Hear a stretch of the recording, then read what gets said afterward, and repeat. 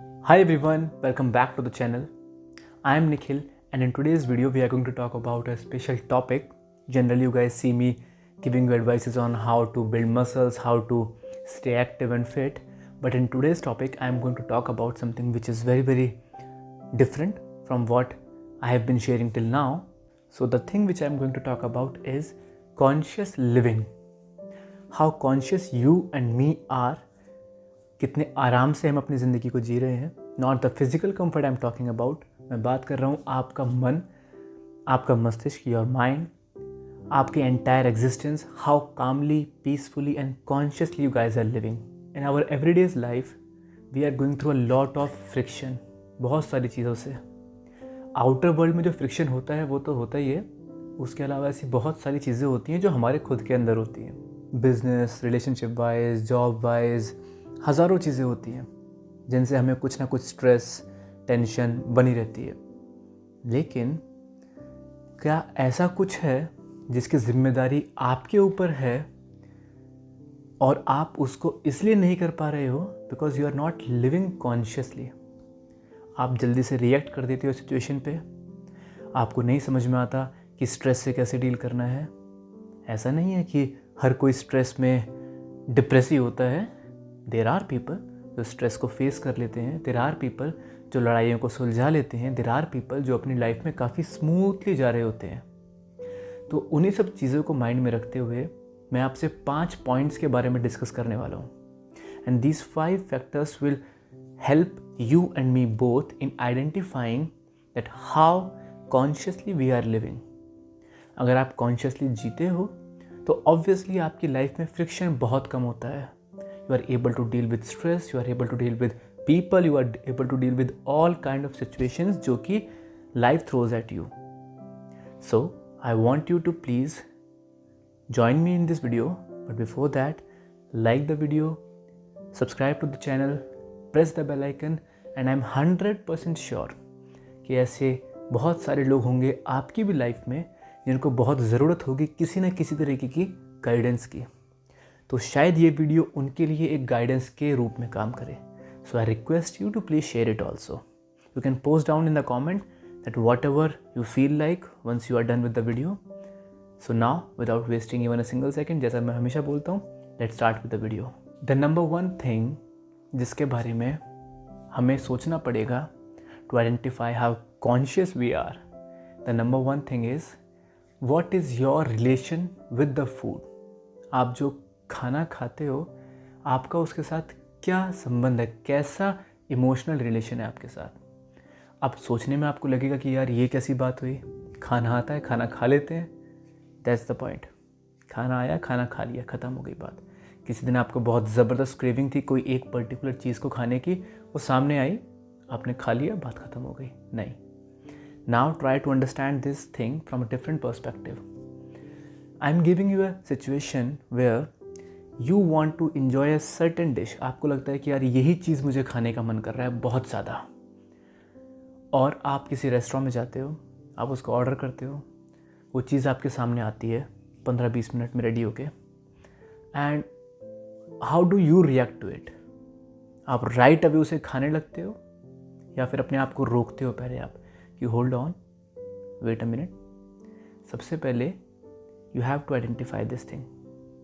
आपके पास आपकी ऑफिस टेबल पे, आपके वर्क डेस्क पे कुछ खाने की चीज़ रखी हुई है and you are continuously eating it without even thinking. There is no need to eat it. There is not even a craving to eat it. That's just your habit of eating it. And anything which is habitual means you are not doing it consciously. जब आपका relation food के साथ ऐसा हो जाए जहाँ पर आप फूड को एंजॉय भी कर सको, हम सबको कुछ ना कुछ खाने की इच्छा होती है, लेकिन आप उसके लिए मरे नहीं जा रहे हो कि नहीं यार इसके बिना तो कुछ होगा ही नहीं. जब आपका रिलेशन ऐसा हो जाए कि आपकी फेवरेट चीज़, आप बहुत भूखे हो, आपके सामने है और आप अपने आप को बहुत आराम से थोड़ी देर रोक सको कि नहीं, hold on, let's wait for a few seconds, let's pray maybe, and then you start eating it easily, smoothly, आराम से. That is the first step and one of the most important step that how you can become more conscious in your life. जो हमारी रोज़मर्रा की चीज़ें होती हैं वही वो चीज़ें होती हैं जो हम अनकॉन्शियसली कर रहे होते हैं। ब्रश करते हुए ध्यान नहीं करते कि कैसे कर रहे हैं। हाँ, कुछ ऐसा एक्सट्रीम हो जाएगा जिसमें आपको लाइफ सेविंग की ज़रूरत पड़ेगी, अपनी जान बचाने की ज़रूरत पड़ेगी, तो आप एक्सट्रीम हो जाओगे, तो आप बहुत कॉन्शियस हो जाओगे। लेकिन this first example of food can help you in building up a conscious life. Food is the main source of energy in your body. Second point काफ़ी सिंपल है लेकिन बहुत ज़रूरी भी है। सारे पॉइंट ज़रूरी हैं। आप कितना ज़्यादा बात करते हो अपने पास्ट या अपने फ्यूचर के बारे में, एंड स्पेशली पास्ट के बारे में, कितना ज़्यादा। Let's say you are in your 40s और आप 30s में बहुत फिट थे, तो keep talking about it, right. एक दो बार बात करना तो इट्स नॉर्मल, बट जनरली वो आपके माइंड में रहता है। मे बी आपका वॉलपेपर लगा हो आपके फ़ोन पे, मे बी आपके लैपटॉप में वही पिक्चर आपके वॉलपेपर पे लगी हो, या फिर उसी तरह की चीज़ें आप अपने आसपास रखते हो कि हाँ पहले मैं ऐसा था, I won a medal at certain age. तो वही फ़ोटोज़ को देख के मैं रोज़ खुश होता हूँ कि हाँ तब मैंने ये किया था। उसमें कुछ गलत नहीं है, लेकिन अपने पास्ट में ही रहना कि मैं तो ऐसा था, मैंने ऐसा किया था, मैंने ये अचीव किया था, I was doing amazing at that age, now I am here. ये चीज़ एक निशानी है ये बताने की you are not staying in the present situation, you are not trying to deal with what life is throwing at you. The same thing goes for the future perspective. Some people, those who keep on talking about एक दिन वो हो जाएगा, मैं अगले साल ये कर दूंगा, न्यू ईयर के बाद मैं ऐसा करूंगा, उसके बाद मैं ऐसा करूंगा। No, you are also not living in the best possible scenario. The best possible scenario, which is always in the present current situation, is where you have to live. वहीं पर जाके आप कॉन्शियस हो पाते हो। मेरी बैक में कोई इंजरी है, मैं पहले ऐसे करता था, बॉडी वेट के डबल स्क्वाट्स करता था, अब तो मेरे से ये भी नहीं होता, वो भी नहीं होता। नहीं, I am still able to do 100 of different things. The reason is because I am not dwelling on my past कि पहले मैं ऐसा था, पहले ये था। नहीं, जो आप अभी हो आप उससे डील करना सीखो, उसमें से अपना बेस्ट इनपुट देना सीखो, तभी उसमें से कुछ बेस्ट आउटपुट निकलेगा जो कि आप फ्यूचर में जाके अपने आप को थैंक यू बोलोगे कि हाँ पहले आपने ऐसा किया। थैंक यू ही बोलना, उससे ज़्यादा नहीं कि पहले ऐसा था, पहले ऐसा था। और ये एग्जाम्पल मैंने 40 ईयर्स की एज वालों को दी है, डज नॉट मीन कि 30 पे काम नहीं करता। In fact you will see guys in college जो ये बातें करते रहते हैं कि स्कूल में तो हमने ये किया था, जो अपने कॉलेज पास आउट होने के बाद अपनी जॉब पे जाते हैं तो बोलते हैं कॉलेज में तो हमने ये किया था, तब तो बड़ा अच्छा टाइम था। नहीं, you live in the present scenario, you give your best, you stay conscious कि हाँ अब आप कैसे हो, क्या कर रहे हो, कैसे कर रहे हो और क्यों कर रहे हो। Moving on to the third point. Third point तो मैं चाहता हूँ कि आप सब लोग अपने अंदर झांको और समझने की कोशिश करो, क्योंकि ये सबके साथ हुआ है। कैसा फील करते हो आप once you are done with your anger? What is your after anger experience? जब आप किसी भी चीज़ पे, सभी को गुस्सा आता है, कभी ना कभी तो आता है, किसी को ज़्यादा, किसी को कम, किसी को बहुत ज़्यादा। तो जब आप बहुत ज़्यादा गुस्सा करते हो, उसके बाद क्या आपके साथ ऐसा हुआ है कि यू स्टार्टेड थिंकिंग कि यार क्या हो गया, पूरी बॉडी का टेम्परामेंट चेंज हो गया, मैंने खामखा अपना मूड ख़राब कर लिया? क्या आपको ऐसा फील हुआ है? क्या हर बार होता है? क्या कभी नहीं हुआ है? अगर कभी नहीं हुआ है तो you are living very unconsciously. You have to cultivate certain habits in your daily life so that you can understand how the body, mind and everything works together. जब भी हम गुस्सा करते हैं उसके थोड़ी देर बाद हम सोचते हैं, may be 5 minutes later, may be 10 seconds later, may be while doing it, may be next day, या फिर कई बार हम बोलते हैं कि यार उस दिन मुझे उसके साथ ये नहीं करना चाहिए था। ऐसा होता है ना? जितना शॉर्ट आपका टाइम पीरियड होगा उस एंगर को समझने का कि मैंने क्यों करा। I am not saying you have to be very sad, मैंने ऐसा कर दिया, वो कर दिया। नहीं, बात वो नहीं है। आपकी सैडनेस, आपके हैप्पीनेस, आपकी एनी इमोशनल स्टेट, सब स्टेट्स छोटी हैं once you are conscious, once you know कि what you are feeling, how you have to deal with it, what is important, what is right. Once you start using your power of vivek, जब अपनी विवेक शक्ति को आप इस्तेमाल करने लगते हो, your power of analyzing things betterly, that is the most important thing. Now try to think कि कैसा लगता है आपको गुस्सा करने के बाद, और कितनी देर बाद लगता है? 5 मिनट के बाद, 10 मिनट के बाद, 1 घंटे के बाद या कभी नहीं लगता। जितना जल्दी आप उसको फील करते हो उतना अच्छा आपका रिलेशन आपके साथ है, उतना ईजी आपके लिए हो जाएगा अपने एंगर पे कंट्रोल करना, उतना ईजी आपके लिए हो जाएगा सिचुएशंस में डील करना, रिएक्ट ना करना, बहुत सोच समझ के रिस्पॉन्स देना, उतना ईजी आपके लिए हो जाएगा। Now moving on to the fourth point, which is how you deal with the responsibilities in your life. Responsibilities as mother and father, responsibilities as a sibling to someone, responsibilities in your relationship, responsibilities towards your mother and father. आप इन सब responsibilities से कैसे react करती हो, कैसे deal करते हो when things are little challenging in your life, ये समझना बहुत ज़रूरी है। क्या ऐसा होता है कि आपके ऊपर थोड़ा सा वर्क प्रेशर आया and you are out of your mind, you are just saying anything, doing anything, गुस्से में दरवाजे पटक रहे हो, चाबियाँ फेंक रहे हो, कुछ तोड़ रहे हो, ऐसा लग रहा है कि नहीं सब चीज़ें मेरे साथ ही क्यों हो रही हैं, मुझे ये नहीं करना था, मेरी भी अपनी लाइफ होती है, XYZ चीज़ें होती हैं, हज़ारों होती हैं।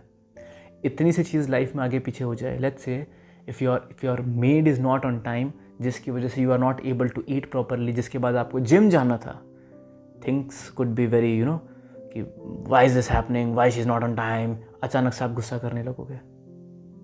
होता है ना ऐसा, she's not on time. I'm just giving you an example. There could be 1,000 different examples for this scenario.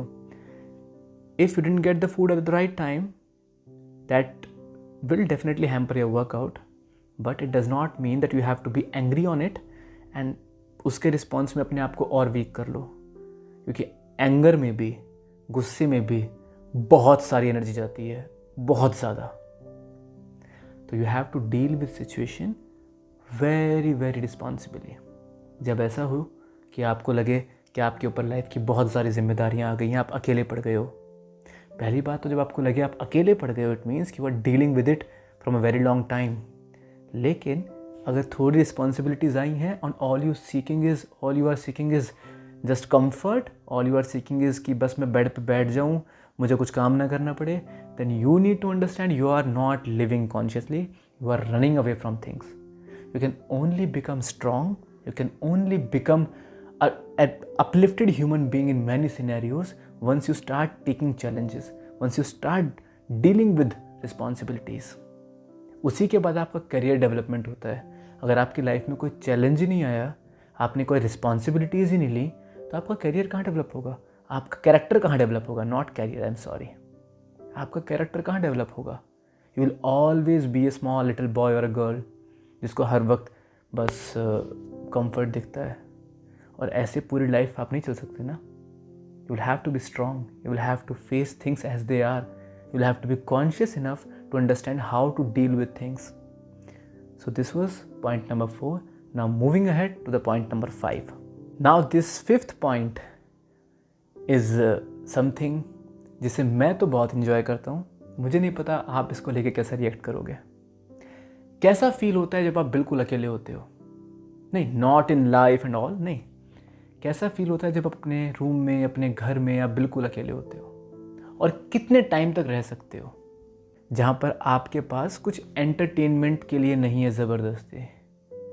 You have your TV, you have your laptop, that's okay, that's fine, that is necessary, but how long you can stay alone with any one's company, in your own company only? कितने time तक रह सकते हो? कुछ लोग they can't even stay for a single day, they go nuts कि नहीं we can't stay for a single day, कहीं जाना है, कुछ करना है, किसी को फ़ोन करो, किसी से बात करो, किसी को जूम कॉल करो, किसी के साथ बाहर घूमने चले जाओ। कुछ लोग होते हैं जो काफ़ी दिन रह सकते हैं। हाँ, किसी से बात करनी पड़ी तो ठीक है, वरना it's not necessary to be always around with people. जो इंसान काफ़ी टाइम तक अकेले रह सकता है, जिसको ऐसी क्रेविंग नहीं है कि जल्दी से कोई लोग आसपास मेरे आए, उनसे बात करो, कोई आ जाए, किसी के पास मिलने चले जाऊं, उससे एक बात तो क्लियर है, that person who is living this kind of life, not in मजबूरी में, but who doesn't have any problem living alone, that person has something which is missing in those जिनको जल्दी ज़रूरत होती है किसी के साथ जाने की, किसी के साथ रहने की। And may be we can say this thing as that the person who is living alone, that guy is living much more consciously. that guy has something in depth within him or her and she is able to think कि हाँ मुझे कैसा महसूस हो रहा है, मुझे क्या करना है, इसके बाद मुझे क्या नहीं करना है। जब आपको हर वक्त आदत होती है सबके साथ रहने की, किसी के साथ रहने की, तो आप एक तरीके से बेहोश रहते हो। You can not be you when you are with people. You cannot be you when you are with people. Probably with a couple of people, maybe your girlfriend, boyfriend, husband, wife, and the best friend, one or two. But in order to be with you only, जहाँ पर आप सिर्फ अकेले हो, जहाँ पर आपको खुद को जानना है कि अच्छा मुझे क्या करना है, मैं कैसा फील कर रहा हूँ, मेरे लिए इम्पोर्टेंट क्या है, इन क्वेश्चन से भागने के लिए अक्सर भी look for the people around us. तो कभी अकेले रहकर देखो, बहुत सारी चीज़ें माइंड में आएंगी, लेकिन ये बहुत अच्छी एक्सरसाइज है। इससे आपकी बहुत ज़्यादा हेल्प होगी and you would be able to understand that how you can live more in depth within your own self, how you can live more consciously. इसी के साथ इस वीडियो को मुझे यहाँ पर बंद करना पड़ेगा बिकॉज 5 पॉइंट हो गए हैं, 10 नहीं 5 सॉरी। आई होप कि आपको ये वीडियो अच्छा लगा हो। आई होप आपने सोचा हो इन 5 पॉइंट्स में से कि which is the best thing which you can initiate in your life among these 5 points. I have nothing else to say. I just want to say please subscribe to the channel, press the bell icon, share this video and post a comment. That is all from my side. अगर आपकी तरफ से कोई ऐसा experience रहा है जिसको आप शेयर करना चाहते हो, then definitely post it in the comments. Thank you so much for watching this video. Over and out for the day.